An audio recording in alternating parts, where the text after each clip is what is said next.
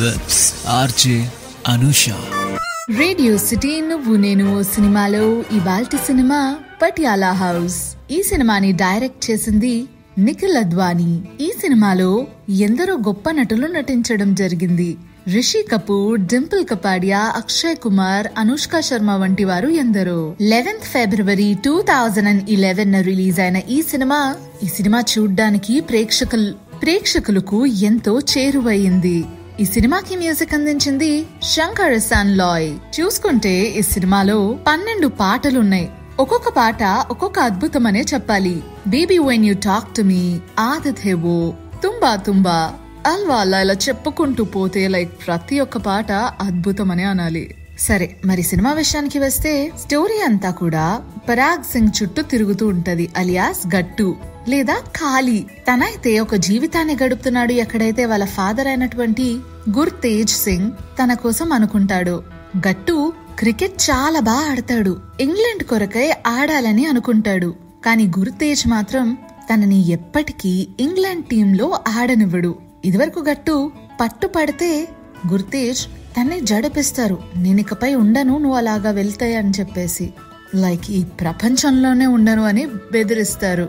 వాళ్ళ సిబ్లింగ్స్ కూడా పెద్ద పట్టించుకునేవారు కాదు, తనదొక ఒంటరి జీవితం. కానీ జీషాన్ అండ్ అలానే తన స్టెప్ సిస్టర్ అయినటువంటి సిమ్రాన్ తన లైఫ్ లోకి వస్తారు.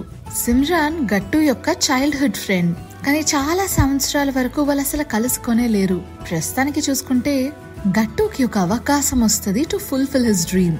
తన సిబ్లింగ్స్ ఇంకా సిమ్రాన్ నువ్వు ప్రయత్నించు ముందు అని చెప్పేసి కన్విన్స్ చేస్తారు. ఫస్ట్ టీమ్ లోకి వెళ్తే గుర్తేజ్ కూడా రియలైజ్ అవుతారేమో, ప్రపంచం ముందుకు సాగుతుంది, ఇంకా ఆ రేసిజం లో ఉండిపోలేదు అని చెప్పేసి అంటారు.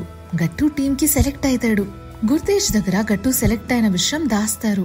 కానీ ఈవెంచువల్లీ గుర్తేజ్ కి ఆ విషయం తెలిసిపోతుంది. ఆ టీంలో వాళ్ళ కొడుకుని చూసి తనకొక హార్ట్ అటాక్ వస్తుంది. He ends up in an emergency room. కానీ గట్టు మాత్రం వాళ్ళ సిబ్లింగ్స్ కై ఆట ఆడతాడు. He's deeply hurt to be disgraced by his father. కానీ తనకి క్రికెట్ అంటే కూడా చాలా ఇష్టం. ఎలా అయినా సరే వాళ్ళ నాన్నగారిని మార్చాలనుకుంటాడు.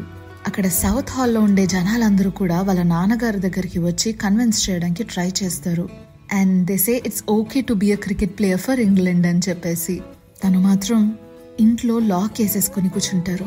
తర్వాత అసలు సీన్ ఏమైతుంది, గుర్తేజ్ గట్టుని క్రికెట్ ఆడనిస్తారా లేదు అంటే మళ్ళీ తన ప్రాణాలు తీసుకునే ప్రయత్నం చేస్తారా? ఇంతమంది చెప్తుంటే తనకి ఒక రియలైజేషన్ ఫ్యాక్టర్ అనేది అసలు వస్తుందా? ఇదంతా తెలుసుకోవాలంటే సినిమా రిపీట్ చేసుకోవాల్సిందే. అదబ్బా నువ్వు నేను సినిమాలో ఇవాల్టి సినిమా పటియాలా హౌస్.